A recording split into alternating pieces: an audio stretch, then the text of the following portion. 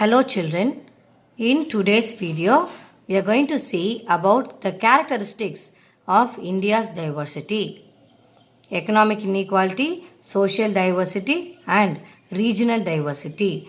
Moving on to the first topic, economic inequality. Economic means something related to money.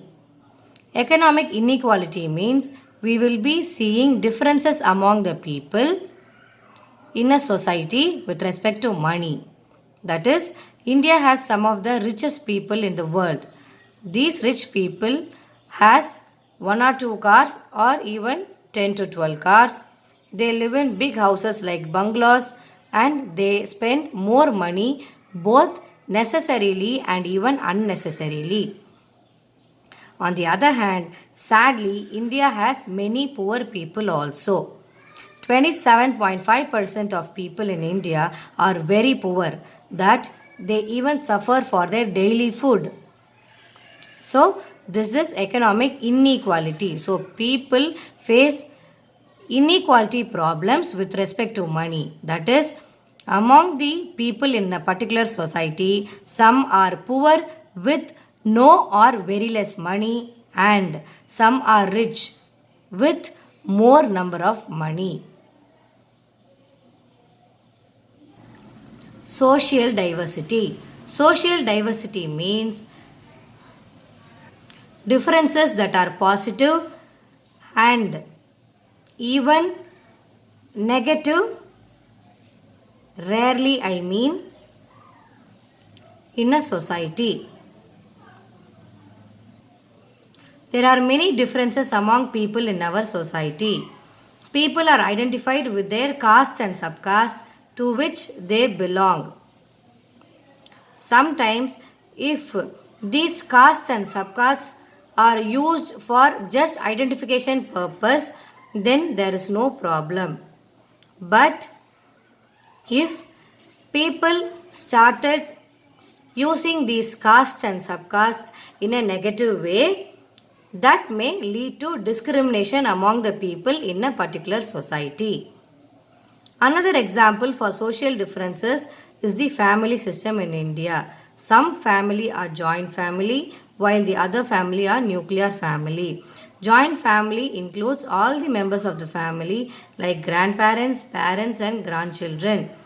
But nuclear family will be having only a particular family, that is a father, mother and their own children. So this is also one of the diversity seen in the society among the people. Social diversity can also be seen in the variety of religions practiced in India and as well as the celebration of respective festivals. That is, for example, we are having many religions in India like Hinduism, Christianity, Islam, Sikhism, Jainism, Buddhism, etc. And there is also variety seen in the festivals each and every religious people celebrate. For example, the Hindu people celebrate various festivals like Pongal, Vinayagar Chaturthi, Krishna Jayanti, Navaratri, Diwali, etc. While the Christians celebrate Christmas, Easter, etc. While the Islamic people celebrate Ramzan, Muharram, etc. Thus, in India, we are having people who follow various religions as well as celebrate their respective festivals. Regional diversity. Both the history and the geography of the land influences the diversity. Historically, each region of India enjoys culture that is vastly different from that of other regions. For example, you can take even Tamil Nadu and Kerala. Okay, the culture and practices which we follow in Tamil Nadu is different from the culture and tradition that they follow in Kerala. Okay, so within the regions itself, we are having diversity with respect to culture and tradition. Even with the language, we talk Tamil in Tamil Nadu and in Kerala, people talk Malayalam. Okay, and the dance form in Tamil Nadu which is practiced is Bharatanatyam, whereas in Kerala people have the dance form called as Kathakali. So the tradition and culture varies from each and every region. This has been followed and face some minor changes from the period of past days. That is why historically each and every region has variety of culture and tradition.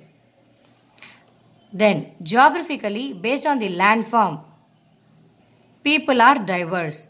For example, people living on the coast have different food habits, dress styles, and enjoy different culture from those who live on the mountains. For example, if you had visited the hill station and all, there the climate will be very cold, so the dressing style of those people will be different.